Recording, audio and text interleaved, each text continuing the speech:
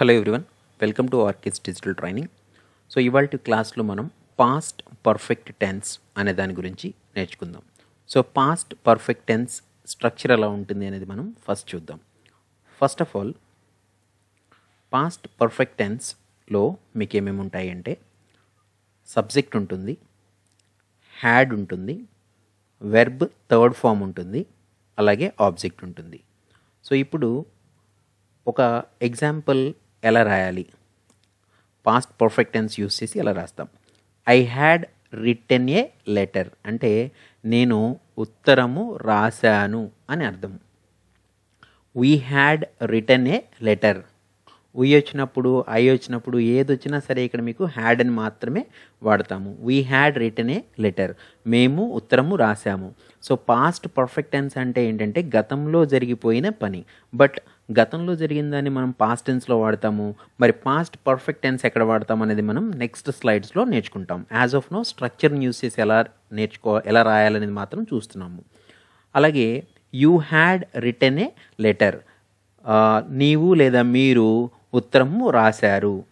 అలాగే they had written a letter, so ఇక్కడ వారు ఉత్తరము రాశారు. సో ఈ విధంగా మీరు ఐ వచ్చినా, వీ వచ్చినా, యూ వచ్చినా, దే వచ్చినా, ఏది వచ్చినా కానీ హ్యాడ్ యాడ్ చేసి, వెర్బ్ థర్డ్ ఫామ్ యాడ్ చేసి, అలాగే ఆబ్జెక్ట్ రాసేసి మనము ఈ స్ట్రక్చర్లో సెంటెన్స్ని ఫ్రేమ్ చేయొచ్చు. అలాగే he had written a letter, he had written a letter. అలాగే అంటే ఏంటి, అతను ఉత్తరం రాశాడు. She had written a letter, ఆమె ఉత్తరము రాసింది. అలాగే Ravi had written a letter, Ravi ఉత్తరం రాశాడు. Lakshmi had written a letter, Lakshmi ఉత్తరం రాసింది. సో ఈ విధంగా మీరు ఒక స్ట్రక్చర్ యూజ్ చేసి ఐ అయితే ఎలా రాయాలి, వీ అయితే ఎలా రాయాలి, you, they, he, she, Ravi, Lakshmi అంటే థర్డ్ పర్సన్స్ వచ్చినప్పుడు. సో ఇవన్నీ ఎగ్జాంపుల్స్ తెలియడం కోసం మనం అన్ని టెన్సెస్లో కూడా ఈ స్ట్రక్చర్ని యూజ్ చేసి each and every individual statement ఎలా రాయాలనేది మనం నేర్చుకుంటున్నాము. నెక్స్ట్ మీరు అబ్జర్వ్ చేసినట్టయితే past perfect tense also has 4 forms. జనరల్గా మనం ప్రతి టెన్స్ని 4 ఫార్మ్స్లో రాస్తున్నాము. అవి ఆల్రెడీ మీకు ఇప్పటికే తెలిసిపోయాయి. అవేంటవి, ఫస్ట్ వన్ అఫర్మేటివ్ స్టేట్మెంట్స్ అంటే జనరల్ స్టేట్మెంట్లో చూస్తాము. అలాగే నెక్స్ట్ది నెగిటివ్ స్టేట్మెంట్, కాదు లేదు అనే విధంగా యూజ్ చేసి ఉపయోగించేదాన్ని నెగిటివ్ స్టేట్మెంట్స్ అంటాము. అలాగే ఇంట్రాగేటివ్ అంటే క్వశ్చన్ ఫామ్లో ఉండేది. అలాగే నెగిటివ్ ఇంట్రాగేటివ్ అంటే క్వశ్చన్ని కాదు లేదు అనే దాంతో యూజ్ చేసి వాడుతున్నాము. సో ఏ వాక్యాన్నైనా సరే, ఏ పర్టికులర్ టెన్స్ అయినా సరే ఈ 4 టైప్ ఆఫ్ ఫార్మాట్స్లో మనం రాయొచ్చు. అది ఎలాగో ఒక ఎగ్జాంపుల్స్తో చూద్దాం.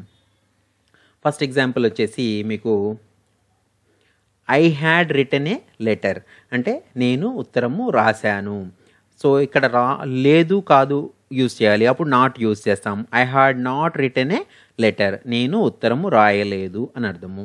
అలాగే క్వశ్చన్ అంటే మీకు ఆల్రెడీ చెప్పాను, అక్కడ ఉన్న వెర్బ్ని ముందుకు తీసుకురావాలి. Had I written a letter, so had I written a letter అంటే నేను ఉత్తరం రాశానా అనేది క్వశ్చన్ ఫామ్ కింద వస్తుంది.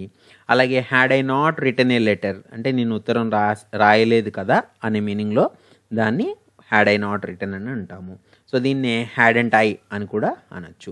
సో ఏ విధంగా అయినా సరే మీరు రాయొచ్చు. సో ఈ విధంగా ఈ ఫస్ట్ స్టేట్మెంట్ 4 టైప్ ఆఫ్ స్టేట్మెంట్స్లో మనం ఈ పాస్ట్ పర్ఫెక్ట్ టెన్స్ని కూడా ప్రజెంట్ చేయొచ్చు. అలాగే ఐ కాకుండా వేరే వెర్బ్ని, వేరే ఒక సబ్జెక్ట్ని యూస్ చేసాము, హీ యూస్ చేసాము. He had written a letter, అతను ఉత్తరం రాశాడు. అదే నాట్ యూస్ చేయాలనుకోండి, he had not written a letter. అదే క్వశ్చన్ చేయాలనుకోండి, had he written a letter, అతను ఉత్తరం రాశాడా.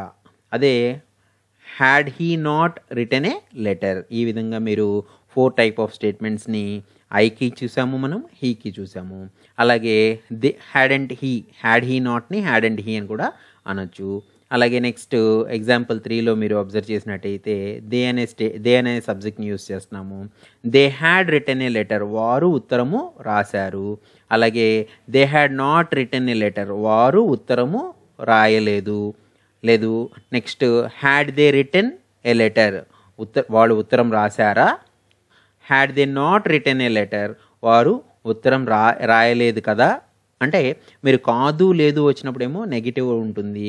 జనరల్‌గా అక్కడ ఉన్న వెర్బ్‌ని ముందుకు తీసుకొచ్చి మనం క్వెషన్ ఫ్రేమ్‌లో అడిగితేనేమో అది ఇంటరాగేటివ్ సెంటెన్స్ అవుతుంది. సో, ఈ విధంగా మీరు ఏ స్టేట్మెంట్ అయినా సరే, ఏ టెన్స్ అయినా సరే 4 టైప్ ఆఫ్ ఫార్మాట్స్‌లో మనం చేయొచ్చు. అలాగే నెక్స్ట్ హ్యాడ్ దే నాట్‌ని హ్యాడ్ అండ్ దే అని కూడా మీరు యూజ్ చేయొచ్చు. ఇక్కడ హ్యాడ్ దే నాట్ అని రాసాను. దాన్నే హ్యాడ్ అండ్ దే అని కూడా మీరు చూడొచ్చు. ఏ విధంగానైనా కూడా రాయొచ్చు.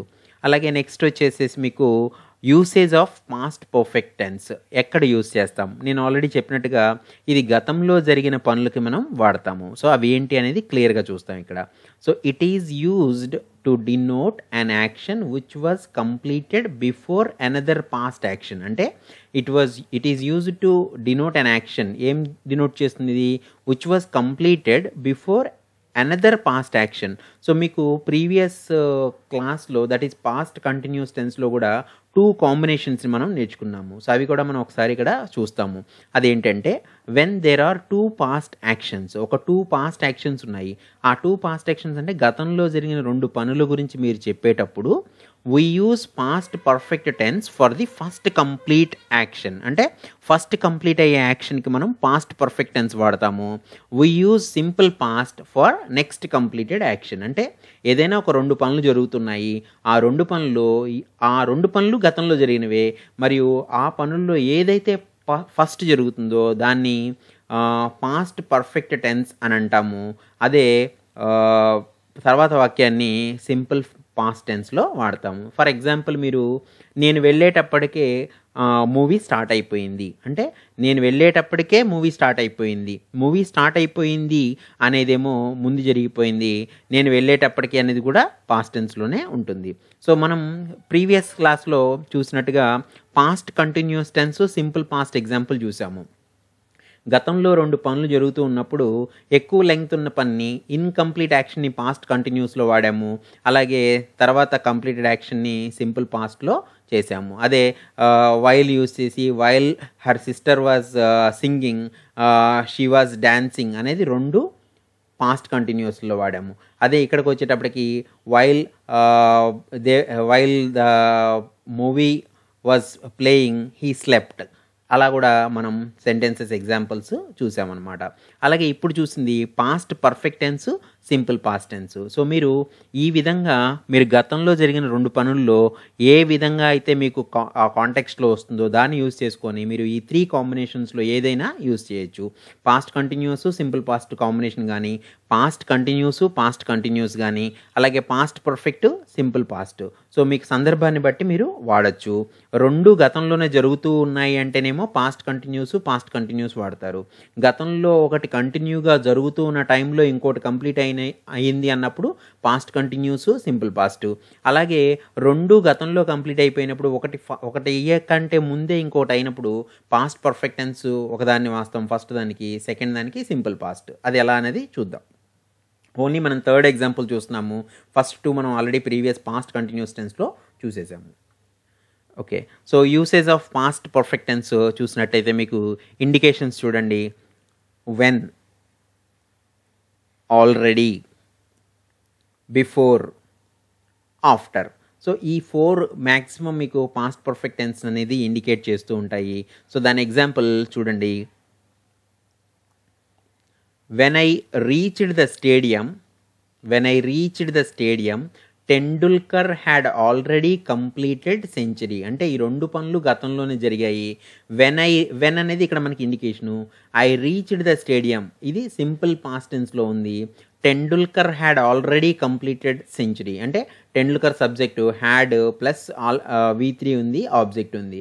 అంటే టెండూల్కరు సెంచరీ కొట్టేశాడు. నేను స్టేడియంకి వెళ్ళేటప్పటికే టెండూల్కరు సెంచరీ కంప్లీట్ అయిపోయింది. 2 గతంలో జరిగినవే. బట్ టెండూల్కర్ కొట్టడం అనేది ఆల్రెడీ కంప్లీట్ అయిపోయింది. కాబట్టి దీన్ని సింపుల్ పాస్ట్ టెన్స్‌లో కాకుండా పాస్ట్ పర్ఫెక్ట్ టెన్స్‌లో చెప్పాము.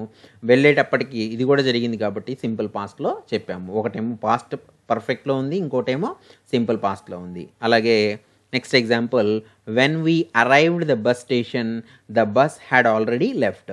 సో, మేము బస్ స్టేషన్కి వెళ్ళేసరికే బస్సు వెళ్ళిపోయింది అనేది దీని మీనింగ్. ఓకే. ఇక్కడ ఫస్ట్ స్టేట్మెంట్ అనేది సింపుల్ పాస్ట్ టెన్స్‌లో ఉంది.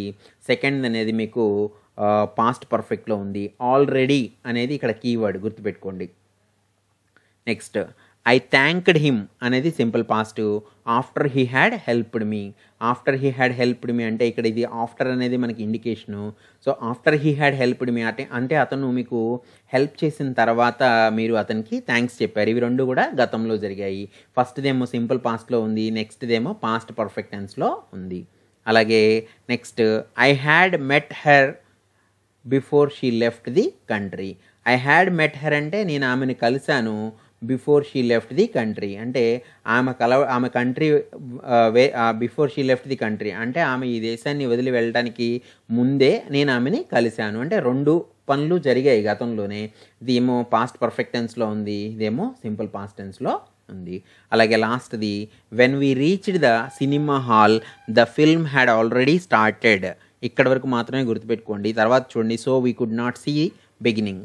ఇది అనదర్ స్టేట్మెంట్. దీన్ని ఏంటి అనేది తర్వాత చూద్దాం. As of now when we reached the cinema hall అంటే మేము సినిమా హాల్ రీచ్ అయ్యేటప్పటికే the film had already started అంటే మూవీ ఆల్రెడీ స్టార్ట్ అయిపోయింది. The film had already started అనేది పాస్ట్ పర్ఫెక్ట్ టెన్స్లో ఉంది.